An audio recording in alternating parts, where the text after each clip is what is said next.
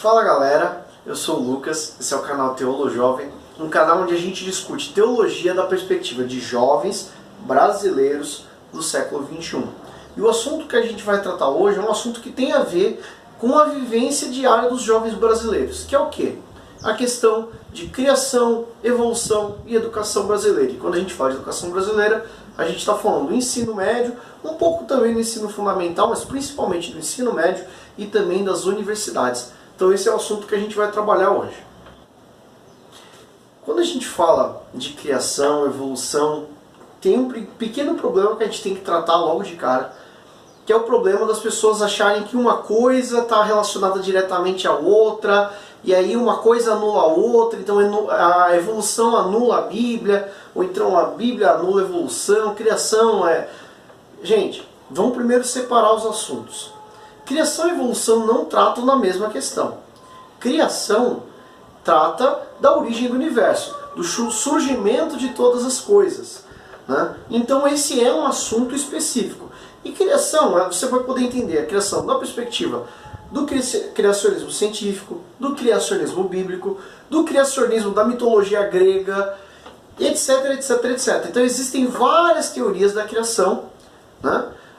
Em outra parte, evolução ela não trata da origem das coisas, mas ela trata da transformação dos seres vivos com o passar do tempo. Tá? E aí se contrapõe talvez a questão da teoria da adaptação das espécies, e não da evolução das espécies. Então, são coisas distintas, não dá para misturar. Mas como são coisas que têm implicações diretas na educação do jovem brasileiro, a gente vai tratar as duas nesse vídeo só. Vamos falar primeiro da questão da criação. Gente, a gente tem a teoria que é ensinada nas escolas e nas universidades brasileiras. Lembrando, é uma teoria, não existe uma forma direta de provar que isso é verdade, tá? Que é a teoria do Big Bang, ou da criação espontânea, né? O universo cria a si mesmo porque o universo precisava existir, né? Essa é um pouco a lógica da criação espontânea. Então, o que diz essa teoria? Ela diz que existia uma massa, a massa de toda a matéria que a gente tem hoje no universo, somada em uma esfera que devia ter no máximo o tamanho de uma ervilha, devia ser uma coisa mínima, e essa massa colapsou, né, ela não se sustentou nesse formato, então houve uma grande explosão, um Big Bang, né, e aí o universo expandiu e surgiu a partir dessa grande explosão. Isso é uma teoria científica para explicar a origem do universo. Existem várias teorias científicas para explicar o surgimento do universo. Uma delas, inclusive, é o criacionismo científico. O que ele fala?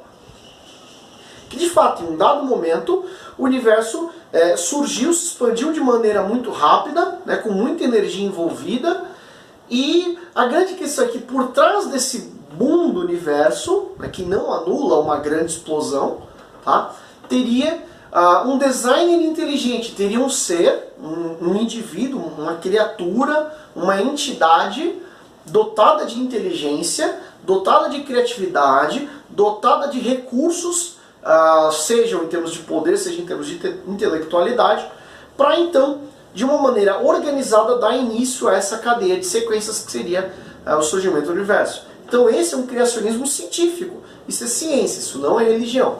E a gente tem o criacionismo religioso, que vai ser tratado diferente em cada religião.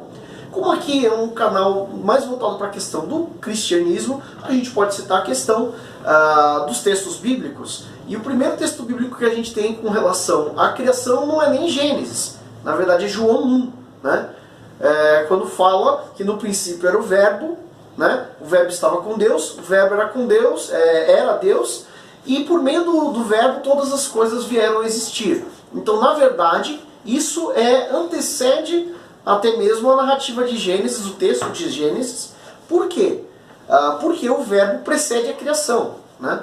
Então dá essa compreensão de que existe um ser inteligente, e aí eu já estou fazendo uma associação do criacionismo científico com o criacionismo bíblico. Então esse ser inteligente dá origem, dá prosseguimento para o desenvolvimento do universo. Agora, qual que é o grande problema aí? As pessoas acham que uma coisa necessariamente tem que anular a outra. Tem um texto bíblico que eu gosto muito, que é Gênesis 1:3, que fala sobre a questão de Deus, né, a divindade, dizendo que haja luz. Bom, pensa assim, Big Bang, uma grande explosão. Pensa numa grande explosão, um grande flash de matéria, energia, luz, tudo se expandindo ao mesmo tempo, e aí vai ter uma imagem aqui na tela para demonstrar um pouco essa ideia. A primeira coisa que vem na nossa mente quando a gente pensa em termos de grande explosão é um grande flash de luz. Por que uma grande explosão não pode estar associada ao criacionismo bíblico? Por que uma grande explosão não pode estar associada ao criacionismo científico? Então, gente, quando o seu professor, seja de física, seja o seu professor de ciências, seja seu professor universitário, chega e fala, não, nós rejeitamos a criação porque a criação é contra o Big Bang. Não é necessariamente isso. Ele rejeita a criação porque ele nunca estudou a criação. Tá? E porque ele foi doutrinado para acreditar que criação é uma coisa errada, porque tem uma coisa religiosa por trás que vai manipular as mentes dos jovens brasileiros. Tá? Não é bem isso. A criação ela não anula a possibilidade de uma grande explosão não anula a possibilidade da criação, e o texto da criação na Bíblia ele começa com que haja luz, um grande flash de luz. Uma grande explosão teria criado sim um grande flash de luz. Vamos falar agora da questão da evolução. A evolução também é uma teoria científica, tá? E o que ela propõe? Ela propõe que as espécies, através da seleção natural e da adaptação que elas têm possibilidade de sofrer, elas vão se desenvolvendo de uma forma tal que uma espécie é capaz de originar uma outra espécie, que é capaz de originar uma outra espécie, e assim os seres vivos eles vão se transformando de forma gradual para se adaptar ao ambiente no qual eles vivem e para poder então sobreviver e se tornar bem-sucedidos. Essa é a ideia da evolução. Tá? Ela se contrapõe um pouco à questão da adaptabilidade, que é diferente. A adaptabilidade ela vai falar não que uma espécie se transforme em outra, mas que uma mesma espécie é capaz de sofrer adaptações. Dentro da adaptabilidade a gente tem algumas provas científicas de que ela é factual. Por exemplo, quando eu falo cachorro, e aí vocês vão lembrar que nos meus vídeos de vez em quando meu cachorro late, né? Pois é, pensa no termo cachorro. E aí você pensa, por exemplo, no São Bernardo, no Beethoven, o famoso Beethoven, né, dos cinemas. É aquele cachorro enorme, peludo, grande, pesa quase 100 quilos, lida bem com o frio, resgata as pessoas na neve, nos desenhos animados e tudo mais. Isso é um cachorro, tá? Mas pensa agora num pincher, que é uma coisinha mais ou menos desse tamanho, magrela, comprida, com focinho super fino, umas orelhas super pontudas, um rabo fino que parece de rato, mas isso também é um cachorro. Pera aí, mas como é que o São Bernardo, aquela coisa desse tamanho, um cachorro, e uma coisinha desse tamanho também é um cachorro? Porque a espécie Canis familiares é capaz de se adaptar em uma variedade de formas, de formatos, né? Possui potencial genético para isso, e com esses determinados formatos, ser de uma forma ou ser de outra. Uma coisa que a gente tem que pensar com relação a isso digamos que os cães tivessem sido extintos no passado e que tivessem sobrado apenas os fósseis deles. Desculpa, Aline, eu sei que você está deitadinho aqui, mas estou falando da extinção dos cachorros. Pois é. Digamos que os cães tivessem sido extintos e que um determinado cientista achasse, então, o fóssil de um São Bernardo. E ele pegaria aquele fóssil grande daquele animal e falaria, esse não era um animal robusto, era um animal forte, era um animal com uma mordedura poderosa, né? Provavelmente era um animal carnívoro, porque tem ali os caninos e tal, e caçava e não sei o quê. E um outro cientista que achasse um pincher, um esqueleto, o fóssil de um pincher, poderia chegar e falar, não, olha, isso aqui era uma espécie, né, de um mamífero que a gente entende que era de pequeno porte e que era uma outra coisa e não tinha nada a ver com esse grandão aqui. Mas na verdade são a mesma espécie. Olha que coisa louca. Dois fósseis da mesma espécie completamente diferentes. Então a adaptação ela propõe que as espécies elas tenham um potencial para se adaptar. E tem um cara que fala muito disso na questão da teologia, que é Santo Agostinho. Santo Agostinho propõe que na criação existe um potencial seminal, um potencial embutido nas espécies, embutido na criação, para que ela se adapte de alguma forma. Tá? Ele tem isso dentro da sua teologia, e isso então faz com que tenha uma conversão entre a teoria científica da adaptação, que é factual, a gente tem provas dela, nos cachorros, a gente tem provas dela nos diferentes tipos de gatos, nos seres humanos, que tem tamanhos diferentes, tipos de cabelo diferente, cor de pele diferente. Isso são adaptações dentro da mesma espécie. Tá? Uma espécie não se tornou outra. Isso converge com a teologia de Agostinho. Tá? Bom, vamos entrar então agora propriamente na evolução. O que a evolução propõe? A evolução propõe então que você vai ter ali uma espécie e ela vive num determinado ambiente, mas em um dado momento ou esse ambiente não tem alimento ou se torna diferente e essa espécie ela não consegue então sobreviver tão bem, e aí ela vai se transformar em uma outra espécie que vai então poder sobreviver nesse ambiente, e que se tiver alguma outra mudança de alimento, de temperatura, sei lá, essa espécie vai transformar em outra espécie, que vai se transformar em outra espécie, depois em outra, e isso vai chegar em algum lugar. Essa é a proposta da evolução. Para a gente entender bem como funcionaria, eu vou pegar e vou colocar um caso hipotético como eu fiz lá com os cachorros. Pensa assim, eu vou colocar aqui a tabelinha do Homo sapiens, que vai estar a ordem, o gênero, a família, espécie, subespécie, vai ter toda a explicação das características biológicas do Homo sapiens. E desse lado aqui, eu vou colocar o de uma foca leopardo, porque eu gosto de focas leopardo, eu acho elas umas focas bem legais. E aí você tem essas duas tabelinhas. Então o que a evolução ela propõe?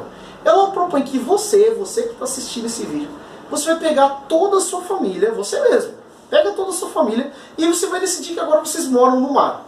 Então você vai ter uma mudança completa de ambiente e de estilo de vida. Vocês todos vão passar a morar no meio do mar, no meio do oceano, e vocês vão estar lá no meio do oceano, vocês vão se alimentar de peixes, crustáceos, de algas, do que vocês conseguirem encontrar. Vocês não vão andar em terra firme, vocês só vão nadar o tempo todo, vocês vão ter que se adaptar para encontrar água nesse ambiente, vocês vão ter que se adaptar com os predadores desse ambiente e por aí vai.